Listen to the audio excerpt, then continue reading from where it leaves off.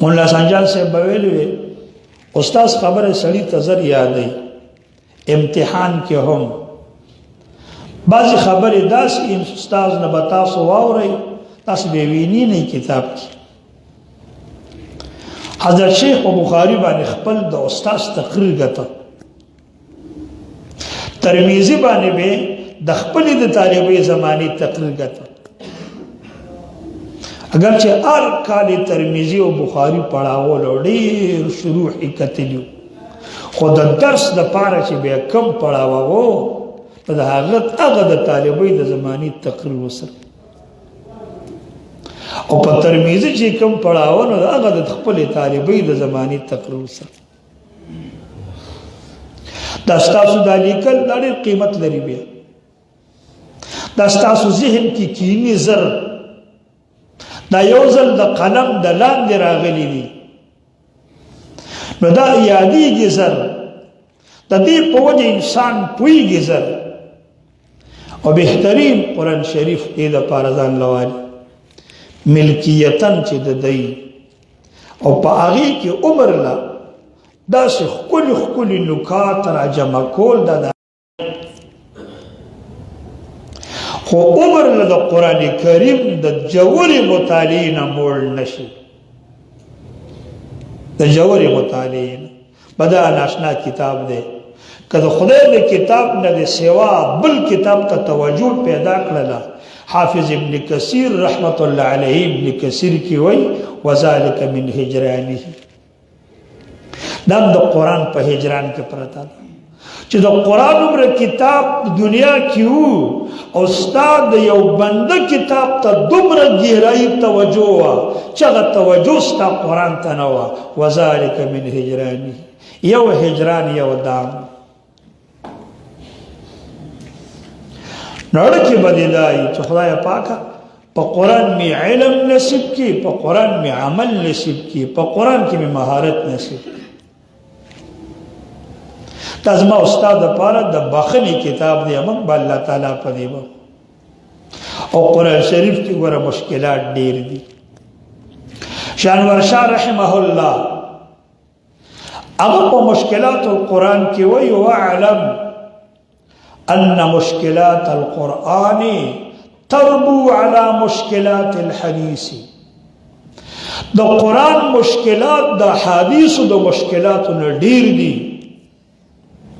بيد أن الأمة المرحومة لم تخدم القرآن مثل خدمة الحديث دا جدا خبر دا چه دا امت توجہ دا حدیث پا مشکلات پا حل تا امت دیر توجہ کرلا حال دا دے چه دا مشکلات حل دا مشکلات دا قرآن دیر بے دی امت حال بیانی یو حافظ ابن حجر چی دا بخاری دا مشکلات دا حل تا کم توجہ کرے دا زمان یو مفسر دا قرآن دا مشکلات دا حل تا دمرا توجہ دا تاسو فتح الباری ہو گو رہے چی فتح الباری کی امام بخاری دا بخاری دا مشکلات دا ختمول دا پارا تا سمر زیادہ توجہ ورکا غرض دے امام بخاری دا بابنا بس نوح لگے دلے دے انسانیت بحیران شوت او دمر توجہ امت ندور کردے دا قرآن دا مشکلات و حل تا لکیوی بخاری مشکلات تا چی فتح الباری کمت توجہ کرد اور ایرو خلق پڑے امت کے پڑے قرآن تشریگانی کلی اسمانی او ند بندگانو چه دمر شرح بیشوی وی لکا قرآن دا پارا چه شرح شی شانور شاہ صاحب تقریباً سل کالا داغی و دو تگو شوی دی چه دنیا نتلی دیوی زمان پا زمانہ که دا قرآن تفاسیر دو لکو نواوڑی دل دا زمان که پسر دا سی کتاب نشتره چه دو لکا شرح بی تا فقط قرآن دے دا آگے نروس تڑی تفسیر نجوڑ شی ریر نوی تفسیر نجوڑ شی لیکن شاه صاحب وایي چې زما دور کې د قرآن تفاسیر د 2 لکو نه واوړېده. د آسماني کتاب تشریح دومره شی ده، د تورات تشریحګانې نشته دی،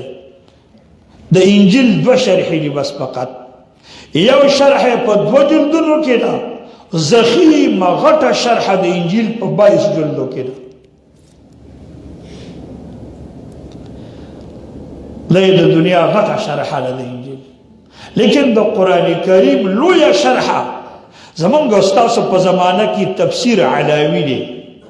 چې 1000 جلدونو کې دی، او یو مفسر په قرآن تفسیر لیکلو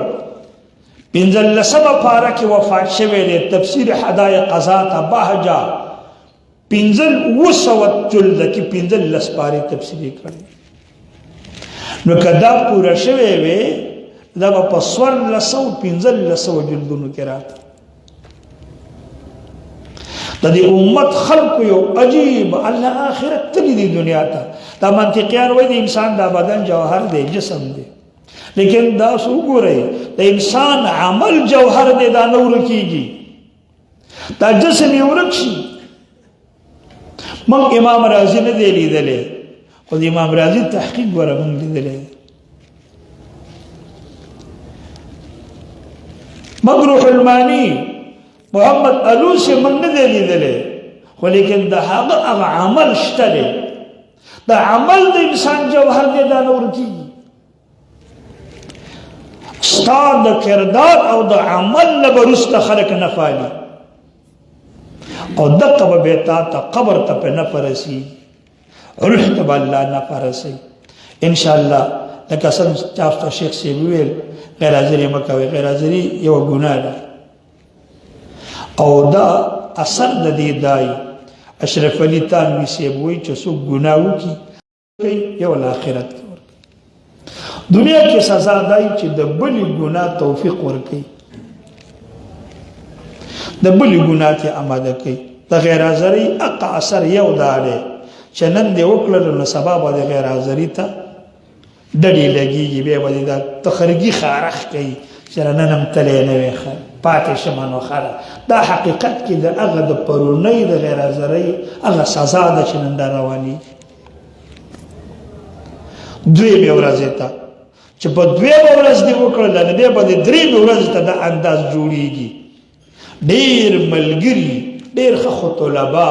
غریبانانو باندې څه چل وشي د غیر حاضرۍ په وجه باندې مټکوري شي، هغه مټکورتوب په وجه باندې خدای د علم نه محرومه کړي. استاد به ویل دا ټول عامیان مسلمانان به عالمان وي که دوی غیر حاضري کړی نه وي. دا هر سړی چې بچی پیدا شي د هر مسلمان نو خپل بچی استاد جومات له راوړي او د قرآن شریف ته کښېني، الا ماشاء الله که چې ته داسې کسي او هغه خپل بچی جومات ته راوستی نه وي. کنې هر مسلمان چې بچی پیدا شي جومات ته لیکن د دغه ماشوم له خو ماشومتوب وخت کې سبق شروع شو، ولې عالم نه شوی؟ د غیر حاضري کوله، د دغې غیر حاضرۍ په وجه باندې اثر دا ولګېده. غریب لاړ عمر الله د علم نه محروم شو، د عامیانو په صف کې راغی.